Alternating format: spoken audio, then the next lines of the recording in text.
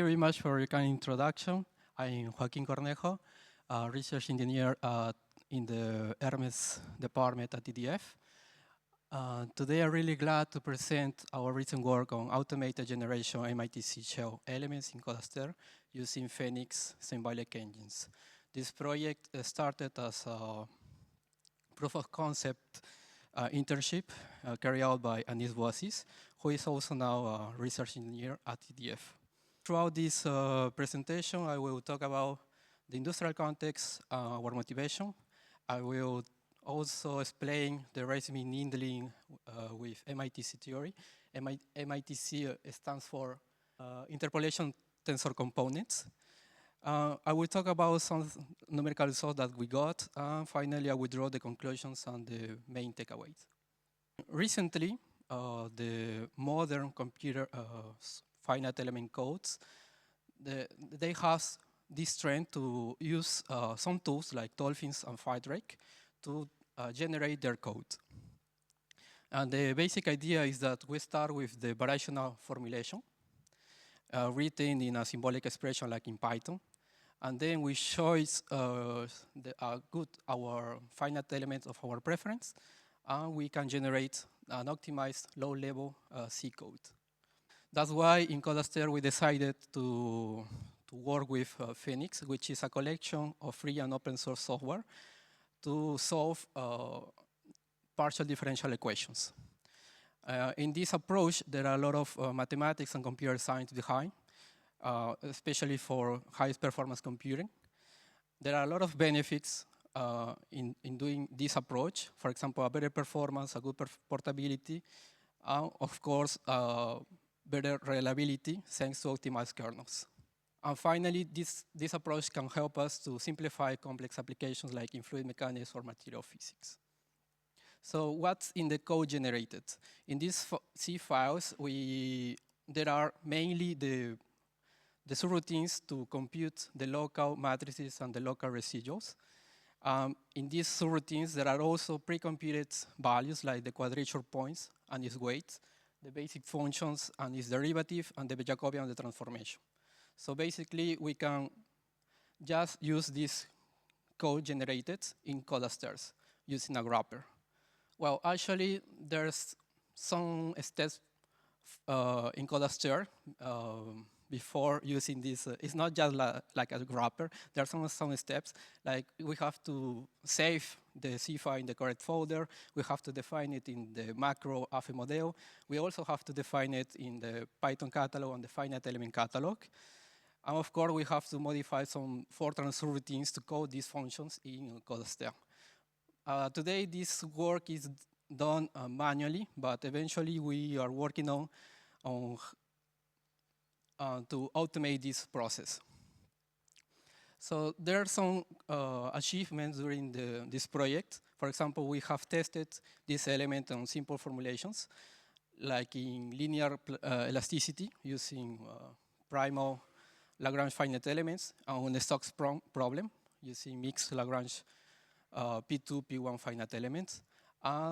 Then, thanks to this successful test, we move to a more complex problem, which is a new formulation of a plate using Rice milling for thick plates, and using, of course, a mixed formulation P2, P1 Nedelec finite elements. Spoiler, there is some difficulties that we have encountered using these Nedelec functions. So I would like to talk about a brief about the racing needling theory. In this case, at EDF, we are very interested in developing new elements for modeling membranes and shells. For example, there is the Descartes element that is based on the Kirchhoff-Loff theory. Unfortunately, it's only adapted for thin shells because non-negligible shear effects can appear in thick shells. There's also the ST element that is that use the Rice milling theory, that this is well adapted for thick shells, can solve the shear locking, but in our implementation Code Aster is only limited to linear applications. That's why we are trying to focus on working on this new approach, MITC, which use this mixed formulation to avoid shear locking. In the kinematics, in rightness median theory, the kinematics is driven by the displacement of the mid-plane and the rotation to the normal or to this mid-plane. With both quantities, we can compute the shear strain and the bending strain. And with these expressions, we can also compute the bending energy and the shear energy. The difference is that in MITC theory, we are using the exact approximation of the shear strain, but instead we are interpolating this field using Nedelec functions. So what are Nedelec functions? There are vector finite elements and a special vector field. In fact, in this figure, I showed the zero order of Nedelec functions. We can think of these functions are related to each edge and follows the orientation of the edge. There are some nice mathematical properties, like, for example, they ensure the continuity of the tangential component of a vector field from element to element. And this is very helpful for us because we can ensure the continuity of the shear strain across elements. But since we are adding this new field, we have to impose another condition to relate it to displacement and rotations. That means that we are implementing this condition that the difference between the exact shear strain and the new approximated one is almost zero in the weak sense. And that gives us this coupling energy that we can add to the final formulation and we have the solution. Of course, for doing that, we have to add another field, like the field P, which is a Lagrange multiplier. So this Lagrange multiplier is also discretized using Nedelec functions. So at the end, to summarize, we have this energy that depends on the displacement, which is a nodal field. The rotations are also nodal, but using quadratic functions. And there is also the new fields, gamma R and P, but these are discretized using Nedelec functions. And the problem is that Nedelec functions are not supported natively in Code Aster. And the solution that we found is the static condensation. I'll not go into all the details, but we try to simplify these Nedelec variables in the element, inner the element. So for example, in this case, in an element, the matrix system have this block structure where we can find the Schur complement of this matrix to reduce to nodal values. That means that we have to compute this new system, but fortunately for us, the inverse of the matrix D is like a diagonal matrix, so it's simple to compute. And as a conclusion, we obtain a formulation that only depends on nodal variables at the elements. So then we can assemble this local matrix to the global matrix. Of course, there are some compatibility issues between FEniCSx and Code Aster. For example, there is a difference with how the nodes are numerated between FEniCSx and Code Aster, because FEniCSx, in a way, they prefer or a better access, a faster access to the variables in the. There's also some difference between how to organize the matrices or the vectors.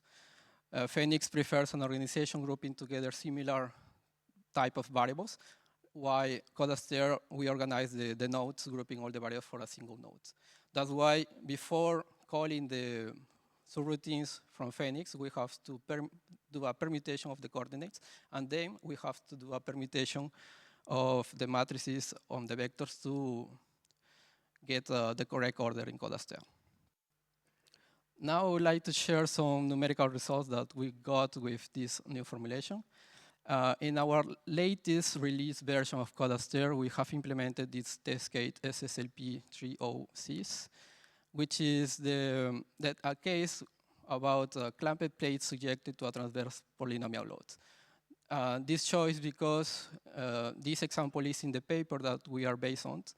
So we try to replicate the same results of the paper. So in this case, the boundary conditions are all 0. They said the nodal variables are 0 on the boundaries, and the transverse load is given by this formula. You can plot the exact solution that is also given in the paper for the displacement and rotations. Just for validate our new model, we also tested in a coordinate system that is rotated, just to validate that everything going well. So we didn't see any difference between them, so that is a good news. I will focus on the results for the first case. In the figure on the right, there is the results for a very thin plate. I plot the evolution of the absolute error for different number of degrees of freedom, and using different modelizations. The new modelization MITC using quadrilaterals, and MITC using triangles, DST and DKT.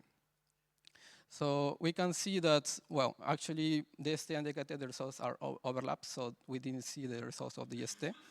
Another remark is that our new formulation takes more number of quadrature the nodes, because we are interpolating the rotation with quadratic. That is normal. So in a sense, it's more costly than the usual elements.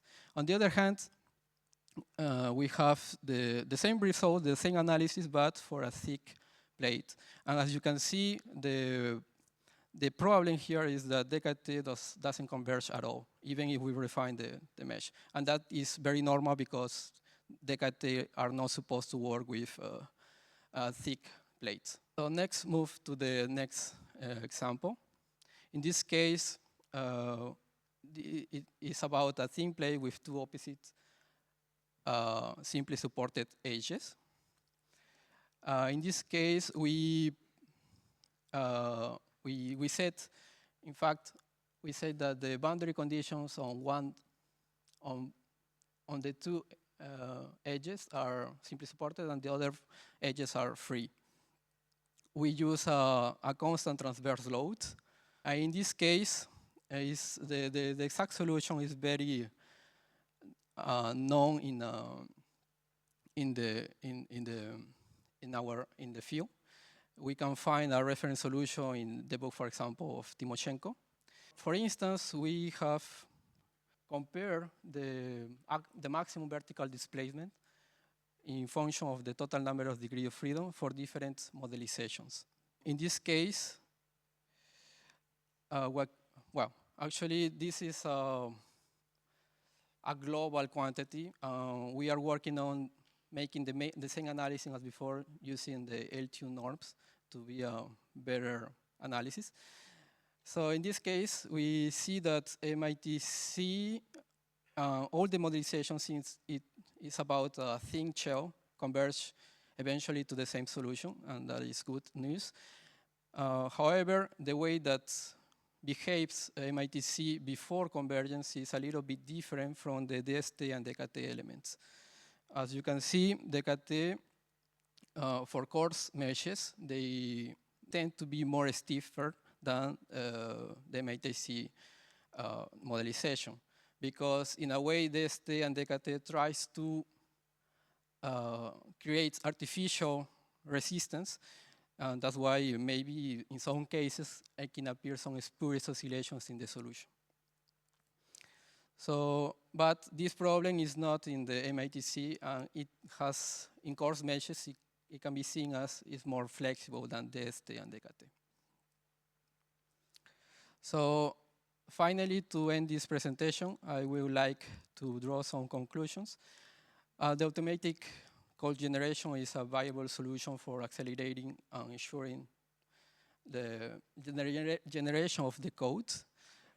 It opens the door to more complex formulations like nonlinear dynamics or multifluids simulations.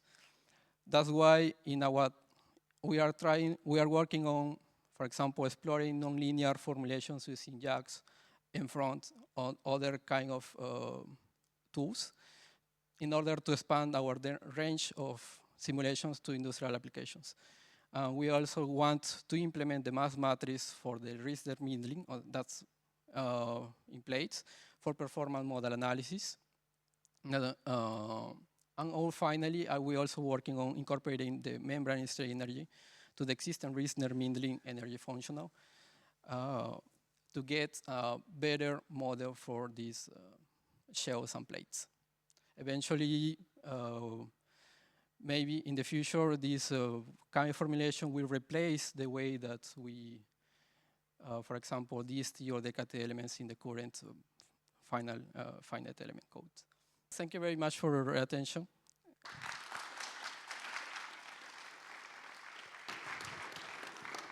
Thank you for your presentation. I have just one maybe technical question. As you said at the beginning of your presentation, when you want to implement an additional formulation, you have to modify some file in the Code Aster source file, some Fortran file and other, and Python file. Is it planned in the future to add the kind of plugins that can be loaded dynamically in an existing Code Aster installation? Because in your application here, you need to recompile all the Code Aster stuff to integrate your formulation, but you can imagine a way where you have a Code Aster and you have a kind of plugin like in mFront, in fact. In mFront, you have your dynamical library where you have a behavior, and you can imagine to have dynamical library with a finite element formulation that is loaded at runtime. Is it possible or not interesting? Well, actually, we didn't think about it, but I think that is a good idea because, for instance, we are working on the development part. So in the future, for a user, it's maybe a good idea to add a plugin to add their modelization, maybe to try the code that was generated for any tool. Yes, but for instance, we didn't talk about it.